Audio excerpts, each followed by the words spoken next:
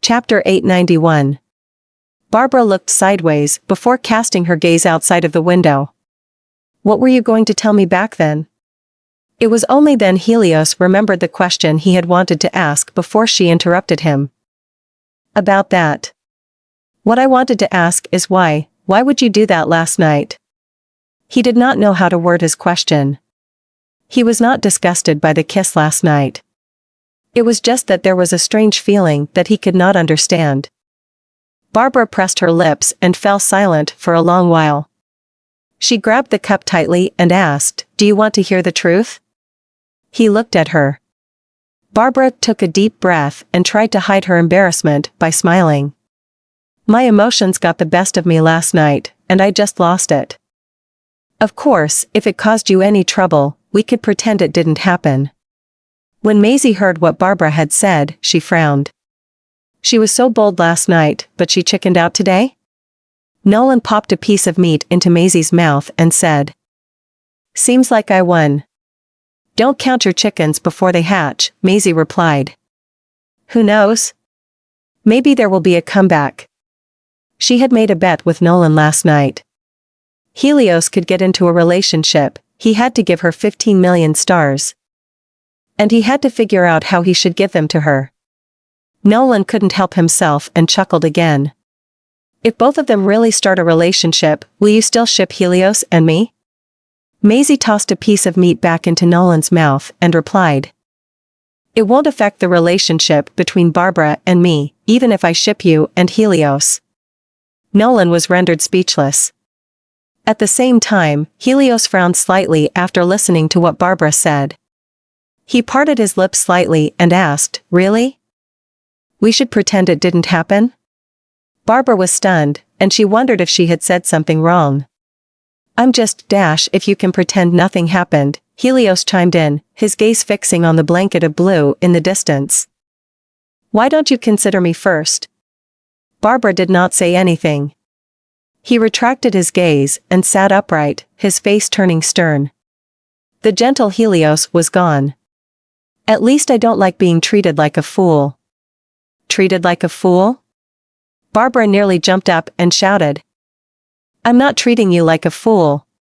She did not make any effort to lower her voice, and everyone in the cafe, including Maisie, turned their heads at the same time to look at her. The guests who appeared in the cafe were all those who had attended the birthday banquet last night, and naturally, they all knew Helios, so they were shocked and incredulous that a woman would toy with Helios. "It isn't like what you guys think." Barbara waved her hand, and then she pitched her voice low to explain to Helios, "Mr. Boucher, I'm not treating you like a fool. Yes. It was my fault last night. I had a bad intention in the first place, and I should have held back." Pfft. Maisie covered her mouth and fell into Nolan's arms when she heard how Barbara explained herself. Helios narrowed his eyes but did not say anything and waited for Barbara to finish her sentence. "It was you who got close to me first, Mr. Boucher. I thought you were drunk and you wouldn't remember it, so I just gave in to my desire." After she finished speaking, she wiped up a forced smile at him. Helios lowered his eyes and replied, "Okay." "Okay?" Barbara was dumbfounded. She had said so many things, and his reply was just an "okay"?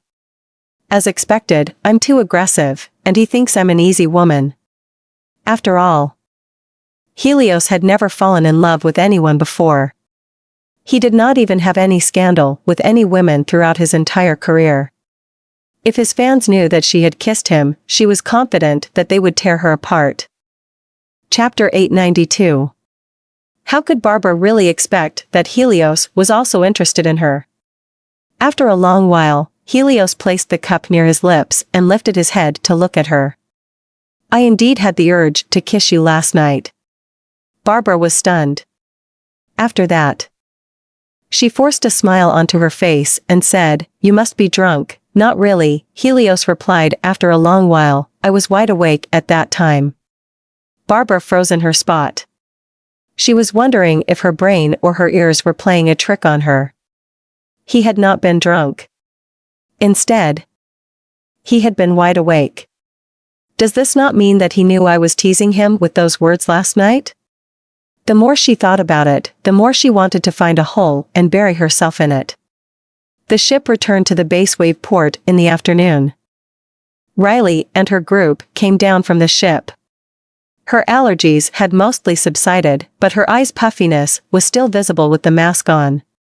Lewis took off his hat and put it on her head, stunning her. When she turned her head around, she saw that Barbara was walking away in a hurry. She asked curiously, "Why is Barbara walking so fast?" Colton and Daisy were walking behind her. Colton giggled when they heard Riley's question and replied, "Aunt Barbara must have been shy." Shy? Riley thought for a while. And it was only then she remembered Barbara had kissed her cousin last night. When that thought popped into her mind, she began to look around in the crowd for her cousin. She saw that Helios had sent his parents to the car. He was saying something to them before they entered the car. Initially, Barbara was hoping that someone could fetch her home while they were on their way back, but apparently, no one was going the same way as her. Then, Helios' car appeared beside her. He rolled down the window and said, "Hop in." She was stunned and hesitated for a few seconds before opening the door. Riley was so shocked that she was petrified. When did they start seeing each other? Lewis turned his head around to look at her. "I don't think that's your business." Right? Standing with her hands on her hips, she lifted her chin to look at him and said, "Why is it not my business?" "I don't want to continue this conversation with you," Lewis said as he dusted his shirt. After that, he lowered himself with his eyebrows lifted and smiled at her. "If you have the leisure to care about others, why not put more effort into our own business?" Her face turned so red that even the mask she was wearing couldn't hide that she was embarrassed now. She turned her head away. "I want to go home." The two kids looked at them in confusion. Suddenly, Daisy grabbed Colton's hand and asked, "Colton, I think we can't call her godmother anymore. We should call her Aunt. Colton nodded with assent. She turned her head around and saw Tristan walking up to her parents with Nolace.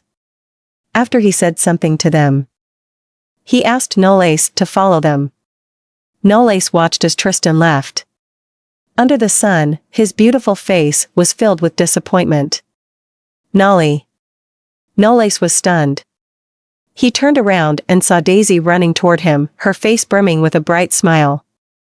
Seeing how much Daisy liked Nolace, Maisie knew she did not have to worry about them.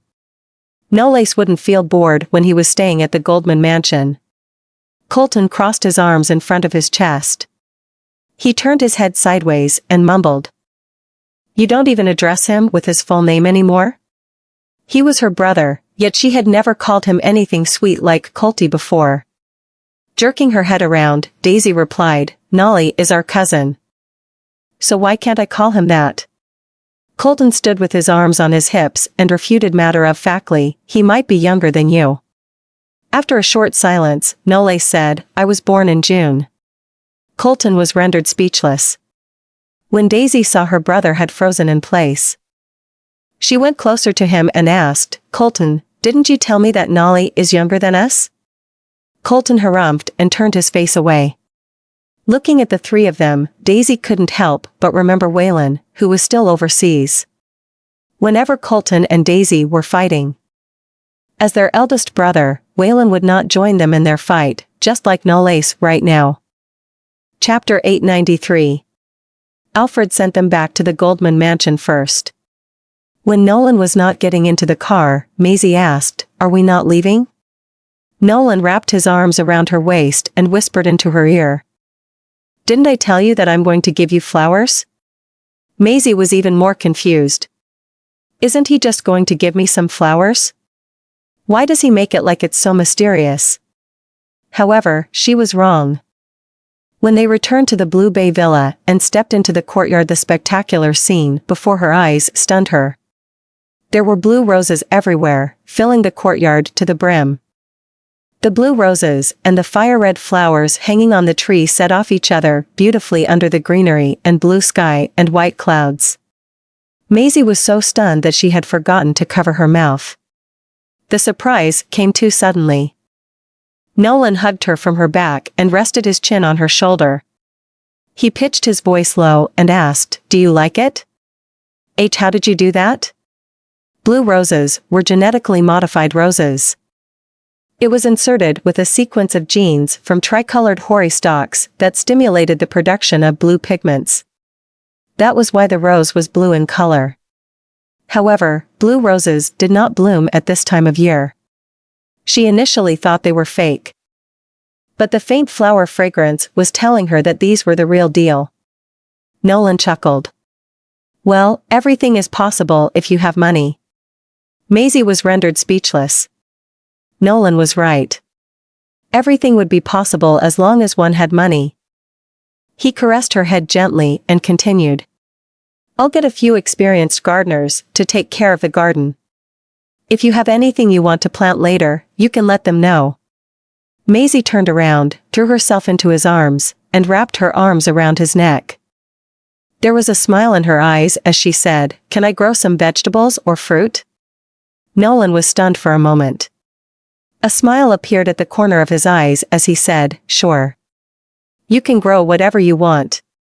Mr. Goldman's wife lavishly booked a cruise ship to celebrate Mr. Goldman's birthday, as well as to propose to him on the scene. "They're just like the king and the queen in the fairy tale," the netizens commented. The news swept over the internet, and it garnered even more attention than a popular artist. It became the hottest topic on Google Trends. It even surpassed the scandal between Helios and Barbara, pushing their topic to number 10. Maisie's face was getting darker and darker as she read the news from the newspaper. Even though she was staying with the Bouchers because she was pregnant, none of them treated her like she was their own. Francisco refused to come back, and even the maids looked down on her. She wanted a proposal and a wedding as well. However, her wedding had been postponed to next year. Elder Master Boucher also wanted them to keep a low profile. They had not even announced the engagement to the public by now, and she did not even have a ring. She had been under the impression she could twirl the Bouchers around her fingers with the baby, but it seemed to her that she was wrong. Suddenly, Katrina sent her a message and told her that she had only one day left. When Maisie saw the message, she tossed the phone on the bed. $8 million. Where the hell should I get $8 million from? Suddenly, something flashed across her mind. Oh yeah. Didn't Francisco's father have a wedding ring that cost more than $3 million? Katrina had asked Maisie to make a copy of the wedding for her before. He rarely put on the ring after he got a divorce from his wife. Besides, after she came to live with the Bouchers, she noticed that Eugene refused to let the maids touch the drawer in his study room. He had told them that there was something very important to him there, and they would need to bear the consequences if it were lost. Maisie reckoned that the ring must be there. I can ask Katrina to get the fake ring after I give her the money. Then, I'll put the fake ring back into the drawer, and Eugene won't notice anything. When nobody was watching in the afternoon, Maisie snuck into the study room and began searching for the ring.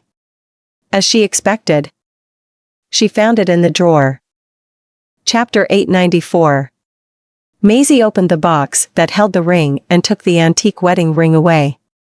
However, she did not know that the camera in the corner was emitting a red light when she left the study room.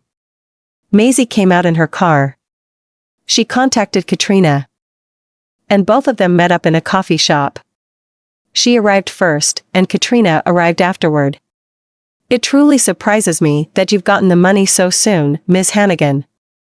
Maisie put her purse on the table and said nonchalantly, rather than $8 million in cash, I'd trade you for something worth more than $3 million. Katrina frowned. What's the thing that you want to trade? When she saw Maisie pull out that ring, her expression changed. Maisie put the ring in front of her, and Katrina calmed herself down. She asked, How did you get the ring? Well, I'm the future daughter-in-law of the Bouchers. My father-in-law and mother-in-law have gotten a divorce, so I just took the ring from Francisco. Alright, let's cut the crap. Do you want to take it or not? She pretended to be impatient to hide her guilt. Exchange for what? Katrina asked again. Maisie looked at the ring and said, Francisco took the ring from me behind his father's back. You can't expect me to go back empty-handed, right? Don't you have a perfect replica of this ring? Katrina now understood what she was trying to say. She smiled and asked, Are you sure Francisco gave you this ring? What are you trying to say, Katrina? Are you trying to imply that I stole it? Maisie replied, nearly exposing herself. She then tried to calm herself down and said through gritted teeth, You must be delusional. How the heck would I get the ring if Francisco didn't give it to me himself? Katrina looked at her for a while and pushed the ring back to her. I want $8 million in cash. I don't accept other things as an exchange. Katrina, if you take this ring and sell it, you might get more than $8 million. Maisie squeezed the words through her teeth exasperatedly. Katrina rose to her feet, and Maisie was stunned. She slammed her hands on the table and looked at her downward. Ms. Hannigan, are you kidding me? Do you know that this ring is a worldwide limited edition, the only one of its kind? Maisie was stumped and couldn't say anything. There was a sarcastic hint tugging at the corner of Katrina's eyes as she continued. Go back and read a book. Don't come out and embarrass yourself with that empty head of yours. Everyone in Bassburg knows that Eugene bought this ring in an auction that year, and you want me to sell it? What am I? Stupid? Eugene would certainly learn about it once she took the ring to a jewelry store or an auction house. She was not an idiot. Even though she had been Eugene's lover in the past, she was not stupid and would never fall into the trap set by a little girl. Maisie was so exasperated she could not say anything right now. She had been under the impression Katrina would certainly want the ring since it was expensive. She did not know that the ring was a limited edition at all. I'll give you one more day, Maisie. I want money. Don't give me this shit anymore. Katrina then left the coffee shop without turning her head back, leaving Maisie sitting alone in her seat, her face turning pale and red. At Seoul, Uncle Kennedy asked for a leave again? Maisie asked as she looked at Lucy, a female employee from her company. Lucy was Kennedy's assistant, and she was the one who took care of everything when Kennedy was not in. Lucy let out a smile of embarrassment and said, Mr. Kennedy has been quite busy lately. Resting her chin on her hand, Maisie asked, Did he ever tell you what he was busy with? Lucy pondered for a while and shook her head. However, she seemed to have remembered something and said, Oh yeah. I often see Mr. Kennedy sneaking out of the office and making phone calls elsewhere. I bumped into him a couple of times, and he looked particularly gentle when he was on the phone. Could it be that Mr. Kennedy is seeing a woman and hasn't told us about it? Kennedy was 48 years old this year. And everyone in the company knew that he had not married yet. After listening to Lucy's speculation, Maisie also began to suspect it. After all, Kennedy would rarely take a leave of absence and disappear in the past. Chapter 895. It seemed to Maisie that she needed to go to Kennedy's house and check for it herself. At the Boucher Manor. When Maisie returned to the Boucher Manor and saw Eugene was sitting in the living room, she was stunned, and her shirt was wet from her cold sweat. She forced herself to calm down and greeted him, Mr. Boucher, what are you doing here? Eugene was sipping on his coffee. Although he was not satisfied with Maisie being his daughter-in-law, she was pregnant with his grandson, so he had no other choice but to accept her. You shouldn't go out so often, since you're pregnant. I'll ask Francisco to take you for a maternity checkup in a couple of days. It seemed to Maisie that he did not know that she had taken the ring away. She heaved a sigh of relief and nodded with a smile. Okay, Mr. Boucher. I'll go back to my room first. After that, she went upstairs. Eugene lowered his head and looked at the ripples on his coffee with a gloomy face. when Samantha had been pregnant. He had let her go for the maternity checkup herself. Maisie snuck into the study room after going upstairs and put the ring back into the box. When she came out of the study room, she saw that Francisco was standing at the door and looking at her. She was stunned.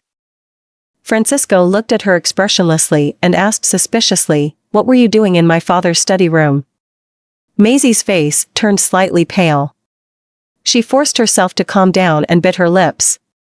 I wanted to see if there were any books I could read or something. I'm bored at home sometimes, huh? Francisco let out a sarcastic smile. Do you really think I don't know what you're doing there? Maisie's expression changed. Francisco, how could you say that to me? If you think I've taken something from this room, you can check my body. She spread her arms open to let him check her body. After all, she had put the ring back, and she was not afraid to let him check on her anymore. Francisco took a step back. His eyes were filled with disgust as he said, I don't even want to touch you. Don't you ever dare to step into my father's study room again. After that, he turned around and left. Maisie stood frozen stiff after listening to what Francisco had said. It was true that she did not like Francisco at all. All she ever wanted was to be the daughter-in-law of the Bouchers. However, she was kind of heartbroken when he said he did not want to touch her at all. Was she really that bad? She couldn't understand how Maisie could marry a gentle, handsome, and rich man like Nolan when she didn't deserve to have such happiness. She just couldn't accept it. Her phone rang again, and it was Katrina. She was reminding her again, and Maisie's face turned grim. Maisie drove to Kennedy's house. She got out of the car and looked at the ajar door. She pushed the door open and walked into the courtyard. The door of the house was left open, and she could hear Kennedy's laughter from inside. Uncle Kennedy has a girlfriend. I should probably go in and see her. However, just as she stepped into the living room, she was stunned. Kennedy was squatting in front of a baby chair, playing with a baby. The baby in the baby chair was only a few months old. She had a pacifier between her lips, and her eyes were big and black and watery. She grabbed Kennedy's finger with her tiny hand and giggled. Maisie opened her mouth and asked, "Uncle Kennedy?" Kennedy was dumbstruck. He jerked his head around and was stunned again when he saw Maisie. "Z, what are you?" Maisie looked at the baby in the baby chair and asked, "When did you have a baby?" "Uncle Kennedy is married and has a baby? And the baby is a few months old already? Why didn't I know anything about it?" Just as Kennedy rose to his feet, the baby cried. He held the baby in his arms and comforted her. All right, stop crying. Look, it's your aunt. She's here to see you." However, the baby was still crying loudly. Maisie shook her head and reached out for the baby. "Uncle Kennedy, let me hold her." Chapter 896. Kennedy handed her the baby. Maisie held the soft baby in her arms, and her heart softened the moment she got in touch with the tiny human being. She patted her lightly on the back and coaxed her, and soon, the baby stopped crying and started smiling at her. Kennedy laughed when he saw this scene. Just look at her. Sure enough, women are still superior when it comes to taking care of children. Maisie placed the pacifier back into the baby's mouth, turned her head toward Kennedy, and asked, "Uncle Kennedy, you haven't answered my question yet. This girl. This isn't my child. It's a long story." Kennedy sighed. He walked to the couch, sat down, and explained, "I found this child in the rain about a month ago." Maisie was astonished. "You found her?" Kennedy nodded. He talked about the rainy day a month ago when he had been on his way to a nearby supermarket for some groceries with an umbrella. When he passed by a back alley, he found a waste cardboard box lying under the eaves. He had not originally planned to take a closer look. But he heard the weak cry from the cardboard box. Something had felt wrong to him, so he went under the eaves and opened the cardboard box, and it turned out to be a baby girl. She had only been about 2 months old when she was abandoned. Not to mention that it had been so cold. And she was wearing nothing. Other than the baby girl, the box had been empty, her skin had already turned bright pink from the cold, and her voice had sounded hoarse from all the crying. He could not bear it, so he brought the baby girl back home. He had then brought her to the hospital for a series of tests, and the baby was fine and healthy. Later, he had gone to the police station for some inquiries. Unfortunately, the police could only suggest that he adopt her or send her to any social welfare facility for an abandoned baby with no family background or identification. I thought the child's parents had already abandoned her when she was still so young. So I adopted her. After listening to Kennedy's explanation, Maisie could not help but feel pity and sympathy for the baby, giggling at her in her arms. She's been abandoned by her parents when she was so young. Maisie stretched out her finger and lightly poked her tiny cheek. The moment the baby reached out and held her finger, Maisie's heart melted. Kennedy smiled. This child is very lovely, isn't she? Yeah, Daisy was quite a crybaby when she was her age, but this child really loves to laugh. Thinking of something, Maisie asked. Have you given her a name? Kennedy was caught off guard. No. Maisie looked at the baby in her arms tenderly and suggested, since she has such a precious smile, let's just call her Safi, short for Sapphire. It even sounds nice when it's coupled with your last name. Uncle Kennedy. Kennedy murmured absent-mindedly, Sapphire Fannin, that sounds nice. By the way, Uncle Kennedy, Maisie recalled something. Have you been taking care of this child by yourself recently? Kennedy was about to answer the question when a woman appeared outside the door with 2 handfuls of baby products. What Maisie did not expect was that the woman who arrived at the door was actually Samantha. Samantha only gave off a smile when she saw Maisie. It's nice to see you, Ms. Vanderbilt. Maisie took a glance at Kennedy and then looked at Samantha, who was walking up to her. Aunt Samantha, you. Kennedy took the baby products that Samantha was carrying. I'm sorry to have to bother you again. You're welcome. Samantha looked at Maisie again. Mr. Fannin has no experience in taking care of a child, so he's asked me to take care of the baby on his behalf these days. So that's how it is. Maisie's smirk intensified. And she handed the baby in her arms to Samantha. Samantha held the baby in her arms and made cute expressions to the baby affectionately, entertaining the baby.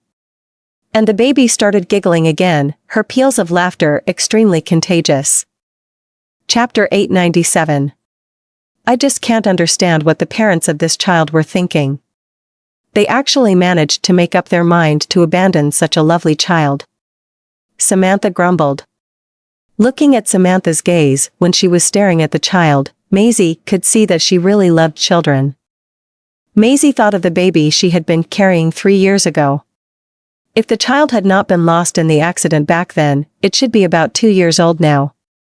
Kennedy put the baby products away and went into the kitchen. I guess none of you have had lunch. I'll cook us something. Maisie and Samantha were teasing and playing with the baby together. After a while, the baby started giving off cues, indicating that she was hungry, so Samantha went to make her some infant formula milk. After all, neither of them had any breast milk to feed her. Seeing the baby sucking the milk from the bottle, Maisie chuckled. Do you know how Francisco has been doing recently? Samantha asked Maisie all of a sudden. Maisie paused for a split second and replied, I'm not very sure. But I heard that he's about to get married. Samantha was flustered for a bit and laughed. Really? Maisie did not know what to say. I would give Maisie my blessing if she wanted to marry Francisco sincerely, but I'm afraid that the purpose behind the marriage isn't as simple as it seems. What's more, she once conspired with Tony and disrupted Nolan's plan, and Sadie almost had to suffer big time because of them. I always have a feeling that Maisie won't want to settle down so peacefully. What's the girl's personality like? To Samantha, who did not know anything. It was only natural for her to feel delighted as a mother when she learned that her son was about to get married.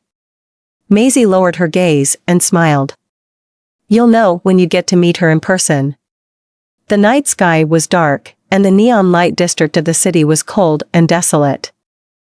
The only dim street lamp that had been standing at the intersection of the alley for decades illuminated its surroundings in yellow, and the rest of the area was pitch black. Katrina walked out of the alley. After moving out of her original apartment, she rented a cheaper apartment around the area. She had also lost her high-paying job at Glitz, so she could only work the night shifts at a nearby convenience store. She had just walked out of the alley and looked down at her phone for a second. A shriek caused by a car's abrupt brake pierced through the cold air. It was then followed by a loud impact which caused the alarms of the cars parked on the side of the road to go off. A nearby resident turned on the lights and looked out the window to get a better idea of what was going on when he saw a car whizzing past the intersection, while the ground was stained with blood, and that was when he saw the woman. The scene was quickly closed off by the police. The resident who had witnessed the accident was the person who called the police. He cooperated with the police by providing all the information that he knew throughout the investigation. He was gravely frightened by the scene too. I heard a loud noise. And the alarms of some of the cars parked on the side of the road went off, and it was very loud. When I got up and took a look out of the window, I saw a car escaping the scene after hitting someone. The police let the witness go after asking a few questions. Katrina's body was placed into a body bag, carried into the coroner's van, and brought away from the scene. Officer Zaleski flipped through Katrina's personal belongings and found an ID card in her handbag. Katrina Zalinsky. Officer Zaleski frowned. Why does this name sound so familiar? He then went through her phone, its screen already shattered but still functioning, and handed it over to his subordinate. Get someone from the tech department to crack the passcode, retrieve all her call records as soon as possible, and contact her family. At 2:30 a.m., Barbara was woken up by a phone call. She fumbled around for her phone and picked up the call without even taking a look at the caller's ID. It's in the middle of the night. What's the matter? The other party said something to Barbara that woke her up in an instant. At the hospital's mortuary. Barbara hurried over and saw a doctor and 3 police officers standing outside in the corridor. Officer Zaleski turned to look at her. She walked toward them and asked, Katrina, is she? Officer Zaleski replied, you're Ms. Chase. Ms. Zalinsky was killed in a car accident. We're currently investigating the perpetrator who escaped the scene. Chapter 898. Barbara stared blankly at the door of the morgue. Nothing was going through her mind, and her lips slowly closed after a long time. This is impossible. She could not believe it at all. Katrina is dead? But how could a woman as cunning and scheming as her die just like that? Officer Zaleski stared at her. Ms. Chase, would you like to cross-check her body? Barbara did not speak. She followed Officer Zaleski into the morgue and stopped right in front of the refrigerated storage cabinet where corpses were stored. Officer Zaleski opened freezer number 16, and the woman lying inside was indeed Katrina. The astonishment in Barbara's eyes gradually turned into gloominess. She pursed her lips tightly, not knowing what to say and feel at the moment. After a long time, she said with difficulty, I'll inform my father about this. Maisie did not know about Katrina's accidental death until 2 days later, and Nolan was the one who broke the news to her. That sudden? Even Maisie was shocked. After all, Katrina was considered someone she knew and met but was not very familiar with. Nolan flipped through the magazine and took a sip of coffee. Life could end in just a blink of an eye. And no one can ever predict what will happen tomorrow. Maisie lowered her gaze and face. She actually felt rather disturbed when she heard the news, knowing that a living person had turned into a cold corpse all of a sudden. She could not help but think of her father and Sherry. She put her silverware down. Hubby, bring me to my father and Sherry's graves when you have the time. Nolan paused in the middle of a page turn, raised his head, and stared at her. At Sky High Condo. The doorbell rang a few times before Barbara put the wine glass down, got up, and stumbled to the door to open it. As soon as the door was opened, the first thing that assaulted Helios' nostrils was the strong alcohol smell that originated from her body and the room. Barbara stared at him. "It's you?" She then turned around, walked back into the room, and sat on the floor under the couch. There was a bottle of red wine that was about to bottom out sitting on the table, the curtains were not drawn, and the light in the room was dim. Helios walked up to the window and opened the curtains. The dazzling sunshine made Barbara raise her hand to block it subconsciously. "You're drinking again." Helios stopped in front of her and blocked the light. He stood against the light, and the shadows on his face made his facial features look even more three-dimensional. "I'm upset." Barbara raised her head, took a sip from the wine glass in her hand, and smiled in a daze. "The person I hate is now dead. Is that a good thing or not?" Helios knew exactly who she was talking about. He turned around, sat on the couch, and grabbed the wine glass from her. "Stop drinking already." He poured the wine in the glass into the trash can. Barbara tilted her head, stared blankly at him, and burst into laughter abruptly. "Are you worried about me?" Helios put the glass on the table and did not answer. Barbara turned to her side, rested her elbow on the couch, and propped her head against her palm. "Do you know? Although I didn't really like Katrina, I was still a little sad when I learned that she died." Helios tilted his head, and his gaze was fixed on her slightly flushed cheeks. She looked as if she was drunk most of the time, but also sober from time to time, and her eyes looked a little hazy, but also sharp at times, making him a little confused about whether she was drunk or not. Barbara told him a lot again this time around. And Helios listened quietly without interrupting like the other night. Barbara was probably the only one who spoke throughout the whole conversation. As such, she looked up at him suddenly. "Why aren't you talking?" Helios's eyes shifted from side to side. "I'm listening to you." "No. You have to talk to me too." Barbara got up from the floor. She felt fine when she was sitting, but the tipsiness caught up to her as soon as she stood up, so she staggered forward, tripped, and fell into his arms. Chapter 899. Helios caught her subconsciously, but it was more like a hug. Barbara's cheeks rested on his broad shoulders, and her fluffy hair was rubbing against his neck.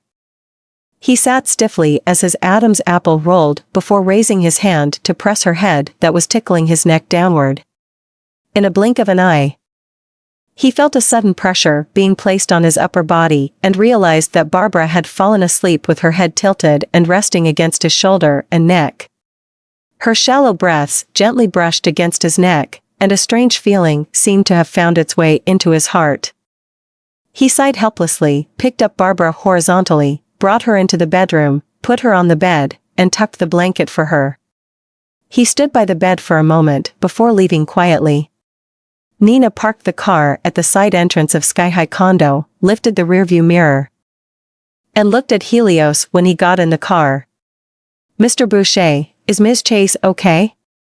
Nina knew that Barbara was the woman who shared the rumor with Helios a few days ago, not to mention that Helios had found her accommodation and had even come to visit her. Thus, their relationship must not be that simple. Helios had long passed the age of an idol, and his fans had collectively urged him to get married multiple times, so even if Helios were to announce that he was in a relationship, most of his fans would still choose to give him their blessings. "She's fine." He lowered his head and scrolled through his phone, only to see the press that the police had released just minutes ago. The police also uploaded the surveillance video that showed Katrina being hit and killed that night. In the video, the car stopped for a few seconds after hitting Katrina and then rolled over her body during its escape. The perpetrator's identity had been spread all over the internet, and it was a suspect who was involved in a breaking and entering incident that had taken place in Esperia 4 years ago. Helios squinted slightly, feeling that Katrina's accident was not as simple as it looked. At the hospital. After going through the obstetric examination, Maisie walked out of the medical room and saw that all Francisco had been doing was looking down at his phone and ignoring her all this while. Naturally, her expression slightly dimmed. When other husbands come to the maternity checkups with their wives, they stay by their side throughout the whole process. Meanwhile, my husband doesn't even seem to want others to know about our relationship. She bit her lip, approached him, and rubbed her abdomen. Francisco. The doctor said that this baby will be a boy. Francisco swiped his finger over his cell phone screen, lifted his gaze, and glanced at her. So what if it's a boy or a girl? Does it have anything to do with me? He wanted to leave, but Maisie held him back. But this is your child too. Francisco. Can you bear to watch as the child is born without a father's love? Francisco freed his hand off her grasp, dusted the sleeve that she had touched, and said with no expression, I never touched you that night, and I know that. Don't you ever think that I'll really marry you just because you used a despicable means of spiking my beverage and slandering me? Looking at Maisie's slightly pallid face, he sneered. Since you're saying that it's my child, we'll have to verify it before you come up with that statement. Maisie's shoulders twitched, and she lowered her head and gaze just to cover the panic that she felt. After a while, she asked, Then will you treat him well if I can prove that the baby belongs to you? Francisco frowned. It'd be the best if it's not my child. At least I won't have to marry her if that's the case, but when she says so, he was actually a little worried. What if it's really mine? But how could that be possible? How could I have no recollection of touching her that night at all? He turned his head away impatiently. We'll only talk about it after the test. He turned around and left without waiting for Maisie. The latter stood there, staring at his back and clenching her hands that were resting on both sides. Maisie's cell phone suddenly rang, and her gaze became even gloomier when she saw the caller's ID. Chapter 900. Ms. Hannigan, I'm doing things for you, for the sake of Mr. Grant. However, Mr. Grant is in prison now, and I've helped you solve your trouble by killing someone. The man then scoffed. Now the police are looking for me everywhere, and I have to leave Bassburg. But I'll need some money to do so. Maisie replied sullenly, Haven't I already given you $500,000? Ms. Hannigan, how would $500,000 be enough? Mr. Grant gave you more than $500,000 back then, didn't he? Besides, if I were to be caught by the police, I'd only spend 10 to 20 years in prison. But you're different. You're the mastermind of this murder, and let's not forget your title as the future daughter-in-law of the Bouchers. It would be bad if this were to ruin your future. Maisie understood the underlying meaning of the man's words and trembled with wrath. She had been under the impression everything would come to an end after getting someone to solve the trouble that she had initially. Still, she did not expect to have gotten help from another problematic person. I'll pay you another $500,000, but you'd better keep your mouth shut. Otherwise, I'll get my godfather to go after you when he gets out of prison. Samantha went to buy milk powder in the baby product section of the mall with a stroller. After buying the milk powder that she needed, she saw Eugene getting out of the car when she left the mall. She took a glance at Eugene and said nothing. Eugene was about to ask her something but then saw a few-month-old baby in the stroller that she was pushing and asked with a surprised expression, Samantha? Whose child? Isn't she adorable? Samantha smiled at him and did not answer his question directly. Eugene stood in front of the stroller. This can't be your child. Samantha's brows creased for a split second. Mr. Boucher, if there's nothing else that you want to say, I'll take my leave first. Samantha, Eugene stopped her from leaving. Would you come back home for a short visit in a few days?